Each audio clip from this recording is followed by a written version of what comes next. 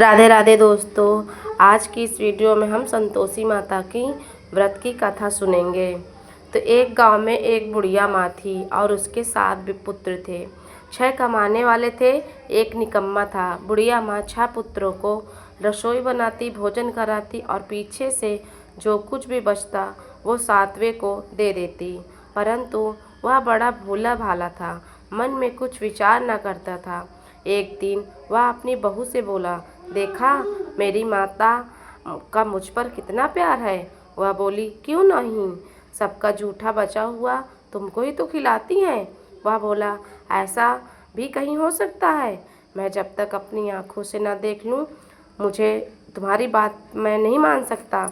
बहू ने हंसकर कहा, तुम देख लो ना, तब तो मानोगे। कुछ दिन बाद बड़ा त्योहार आया। घर में 7 प्रकार के भोजन और चूरमा के लड्डू बने। वह जांचने को सिर दर्द का बहाना कर पतला कपड़ा सिर पर ओढ़कर रसोई घर में सो गया और कपड़े से सब देखता रहा। संतोषी माता की व्रत कथा के अनुसार 6 भाई भोजन करने आए। उसने देखा माँ ने सबके लिए सुंदर सुंदर आसन बिछाए, 7 प्रकार की रसोई परोसी और आग्रह करके जिमाती। वह देखता रहा। 6 भाई भोजन कर उठे। तब माता ने उनकी जूठी थालियों में से लड्डुओं के टुकड़े को उठाया और लड्डू बनाया। जूठन साफ कर बुढ़िया माँ ने पुकारा, उठो बेटा, 6 भाई भोजन कर गए, अब तू ही बाकी है, उठ ना, कब खाएगा। वह कहने लगा, माँ मुझे भोजन नहीं करना, मैं परदेश जा रहा हूँ। माँ ने कहा, कल जाता है तो आज ही जा। वह बोला, हाँ हाँ, आज ही जा रहा हूँ। यह कहकर वह घर से निकल गया। चलते समय बहू की याद आई तो वह गौशाला में उपले पाथ रही थी। वहीं जाकर उससे बोला, हम जावे परदेश को आगे कुछ काल, तुम रहियो संतोष से धर्म अपना पाल। वह बोली, जाओ जाओ पिया आनंद से, हमरू सोच विचार हटाए, राम भरोसे हम रहे, ईश्वर तुम्हें सहाय। देह निशानी आपनी देख धरूं मैं धीर, सुधि हमारी मति बिसरियो रखियो मन गंभीर। वह बोला, मेरे पास तो कुछ भी नहीं है, यह अंगूठी है सो लो और अपनी कुछ निशानी मुझे दे दो। वह बोली, मेरे पास क्या है, यह गोबर भरा हाथ है। यह कहकर उसकी पीठ में गोबर के हाथ की छाप मार दी और वह चल दिया। चलते चलते दूर देश में पहुंच गया। वहाँ पर एक साहूकार की दुकान थी। वहाँ जाकर वह कहने लगा, भाई मुझसे नौकरी पर रख लो, साहूकार को ज़रूरत थी। वह बोला, रह जा। तब लड़के ने पूछा, वेतन क्या दोगे। साहूकार ने कहा, काम देखकर दाम मिलेगा। वह साहूकार वहाँ 7 बजे से रात तक नौकरी बजाने लगा। कुछ दिनों बाद दुकान का सारा लेन देन, हिसाब किताब, ग्राहकों का माल बेचना और सारा काम करने लगा। साहूकार के 7-8 नौकर और भी थे। वह सब चक्कर खाने लगे। यह देखकर वह बोले, बहुत होशियार बन गया है। सेठ ने भी काम देखा। 3 महीने में उसे आधे मुनाफे का साझीदार बना लिया। वह 12 वर्ष में भी सेठ बन गया और मालिक का सारा कारोबार उस पर छोड़कर वह बाहर चला गया। संतोषी माता व्रत के अनुसार अब बहू पर क्या बीत रही है सो उसे सुनो। सास ससुर उसे दुख देने लगे और सारी गृहस्थी का काम करने के बाद उसे लकड़ी लेने जंगल भेज दे। इधर इस बीच घर की रोटियों के आटे की सूखी भूसी निकलती, उसकी रोटी बनाकर रख दी जाती और फूटे नारियल के खोपरे में पानी। इस तरह दिन बीतते रहे। एक दिन वह लकड़ी लेने जा रही थी कि रास्ते में बहुत सी स्त्रियां संतोषी माता का व्रत करती दिखाई दी।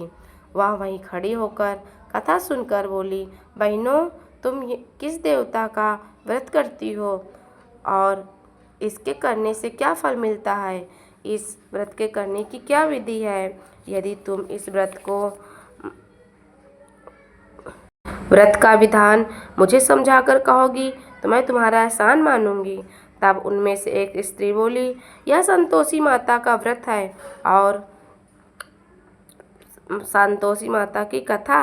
इसको करने से निर्धनता, दरिद्रता का नाश होता है और मन की चिंताएं दूर होती हैं। घर में सुख होने से मन को प्रसन्नता और शांति मिलती है। निसंतान को संतान सुख मिलता है। घर में लक्ष्मी आती है और अगर प्रीतम बाहर गया है तो वो जल्दी आता है। कुंवारी कन्याओं को मनपसंद वर मिलता है। तब वह पूछने लगी, क्या व्रत कैसे किया जाता है, वह बताओ तो बड़ी कृपा होगी। वह कहने लगी कि 125 का गुड़ चना लेना है और अगर आप में सामर्थ्य हो तो 11.25 का भी ले लेना है। हर शुक्रवार को निराहार रहकर संतोषी माता की कथा कहना और सुनना। इसके बीच क्रम टूटे नहीं, लगातार कथा कहना और सुनना और नियम का पालन करना। और अगर कथा सुनने वाला कोई न हो तो एक घी का दीपक जलाकर उसके आगे रखकर जल का पात्र रखकर कथा कहना, परंतु नियम न टूटे जब तक यह कार्य सिद्ध न हो। नियम का पालन करना और कार्य सिद्ध हो जाने पर ही व्रत का उद्यापन करना और 3 मास में ही माता का फल पूरा करती हैं। यदि किसी के खोटे ग्रह हो तो भी माता 1 वर्ष में अवश्य कार्य को सिद्ध करती हैं। कार्य सिद्ध होने पर ही उद्यापन करना चाहिए, बीच में उद्यापन नहीं। 2.5 सेर आटे का खाजा तथा इसी परिमाणा से खीर तथा चने का साग करना। 8 लड़कों को भोजन कराना। जहाँ तक मिले देवर, जेठ, भाई, बंधु कुटुंब के लड़के लेना। न मिले तो रिश्तेदार और पड़ोसियों के लड़के को बुलाना, उन्हें भोजन कराना तथा यथाशक्ति दक्षिणा दे। माता का नियम पूरा करना। उस दिन घर में कोई खटाई न खावे। यह सुनकर बुढ़िया के लड़की बहू चल दी। रास्ते में लकड़ी के बोझ को बेच दिया और उन पैसों से गुड़ चना ले माता के व्रत की तैयारी कर आगे चल। और सामने मंदिर देखकर पूछने लगी, यह मंदिर किसका है? सब कहने लगे, संतोषी माता का मंदिर है। यह सुनकर यह माता के मंदिर में जा माता के चरणों में लौटने लगी। दीन होकर विनती करने लगी, माँ, मैं निपट मूर्ख हूँ, व्रत के नियम कुछ नहीं जानती हूँ, मैं बहुत दुखी हूँ। हे माता जगत जननी, मेरा दुख दूर कर, मैं तेरी शरण में हूँ। माता को दया आई। एक शुक्रवार बीता कि दूसरे शुक्रवार को ही उसके पति का पत्र आया और तीसरे को उसका भेजा हुआ पैसा भी आ पहुँचा।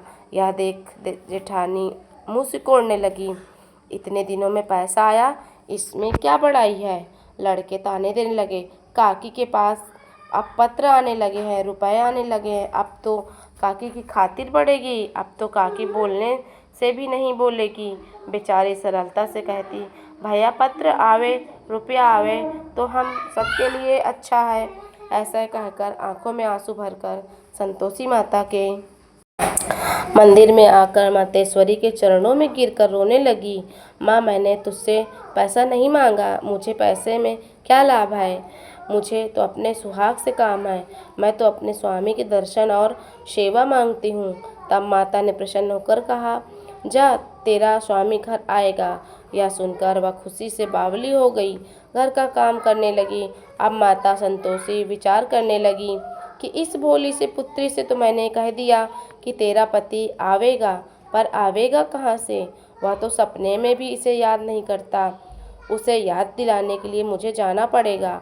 इस तरह माता बुढ़िया के बेटे के पास जा स्वप्न में प्रकट होकर कहने लगी,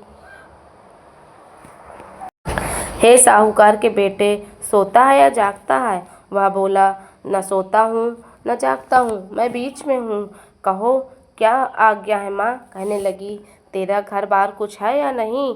वह बोला, मेरा सब कुछ है माता, माँ बाप भाई बहन बहू क्या कमी है?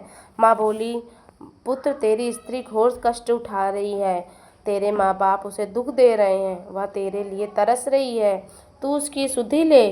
परदेश की बात है, लेन देन का कोई हिसाब नहीं है, कोई जाने का रास्ता नजर नहीं आता, कैसे चला जाऊं? माँ कहने लगी, मेरी बात मान, सवेरे नहा धोकर संतोषी माता का नाम ले, घी का दीपक जला और दंडवत कर दुकान पर जा बैठ।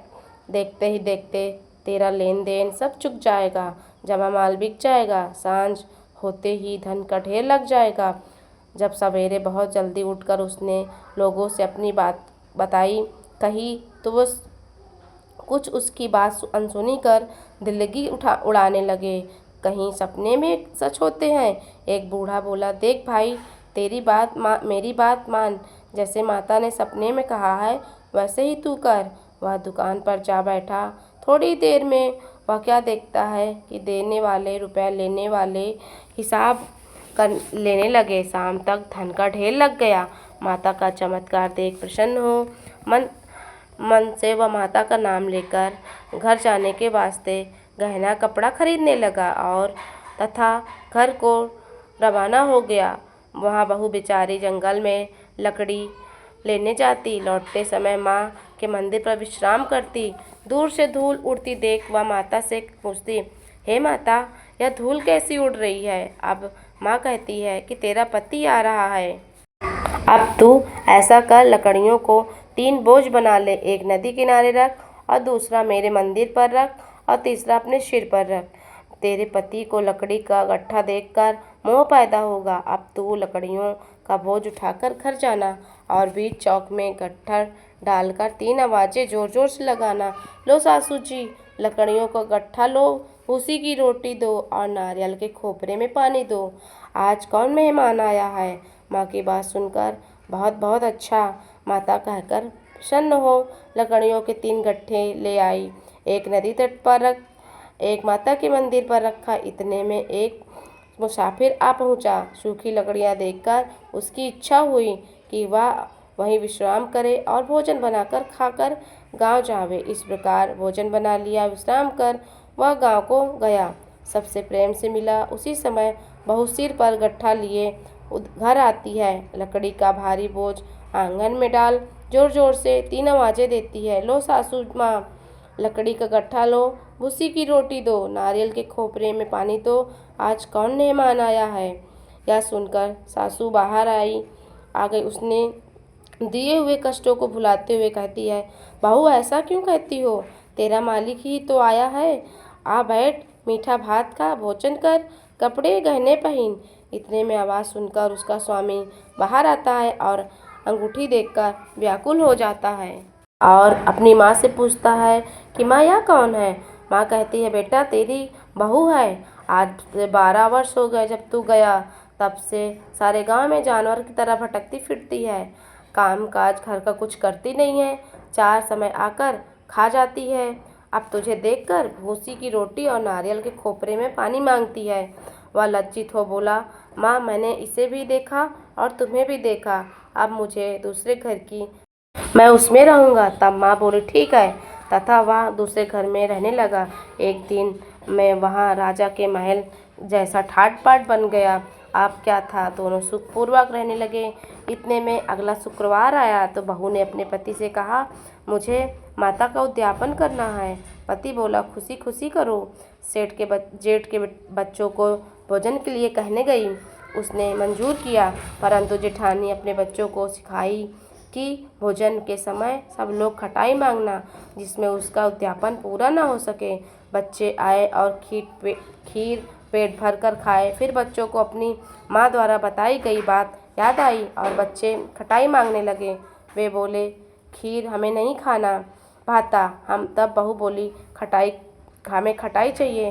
तब बहू बोली, खटाई किसी को नहीं दी जाएगी। परंतु बच्चे हट करने लगे। बच्चे तुरंत उठ खड़े हुए और बोले, पैसा लो। बहू भोली कुछ नहीं जानती थी, सो उन्हें पैसे दे दिए। बच्चे उसी समय जाकर इमली खाने लगे। यह देखकर बहू ने माता जी पर क्रोध किया। राजा के दूत उसके पति को पकड़ कर ले गए। जेठानी खोटे वचन कहने लगी, लूट लूट कर धन इकट्ठा करके लाया था, आप जेल की हवा खाएगा। बहू रोती रोती माँ के मंदिर गई। हे माता, तूने यह क्या किया? माता बोली, पुत्री, तूने उद्यापन करके मेरा व्रत भंग कर दिया। इतनी जल्दी सब बातें भुला दी? तो वह कहने लगी, माता, भूली तो नहीं ना, कुछ अपराध किया। मैंने भूल से उन्हें पैसे दिए हैं, मुझे क्षमा कर दो माँ। मैं फिर से तुम्हारा उद्यापन करूँगी। माँ बोली, अब भूल मत करना। वह बोली, माँ, अब बताओ वह कैसे घर आएंगे। माँ बोली, पुत्री जा, तेरा पति तुझे रास्ते में आता मिलेगा। वह घर को गई, रास्ते में उसका पति मिल गया। दोनों घर चले गए। दूसरा शुक्रवार आया। वह बोली, मुझे माता का उद्यापन करना है। पति ने कहा, खुशी खुशी करो। वह फिर जेठानी के बच्चों को भोजन के लिए कहने गई। जेठानी ने अपने बच्चों को सिखा दिया कि तुम लोग अब पहले की खटाई मांगना। फिर बच्चे गए और अपनी माँ के सिखाए हुए बात कहने लगे, हमें खीर नहीं खाना, हमें कुछ खटाई। तब बहू बोली, खटाई तो नहीं मिलेगी, खाना हो तो खाओ वरना जाओ। वह ब्राह्मणों को बच्चों को इस बार ले आई और भोजन कराई तथा यथाशक्ति के अनुसार दक्षिणा दी और एक एक फल। माता संतोषी माता बहुत प्रसन्न हो गई तथा माता की कृपा से उसे 9 मास में एक सुंदर सा पुत्र प्राप्त हुआ। वह अपने पुत्र को लेकर रोज माता जी के मंदिर जाने लगी और सब प्रेम पूर्वक रहने लगे। जिस प्रकार माता संतोषी ने उस महिला की बिगड़ी बना दी। माता रानी जो यह कथा सुने और पढ़े उसकी सारी मनोकामनाओं को पूर्ण करना। कमेंट में जय संतोषी माँ जरूर लिख।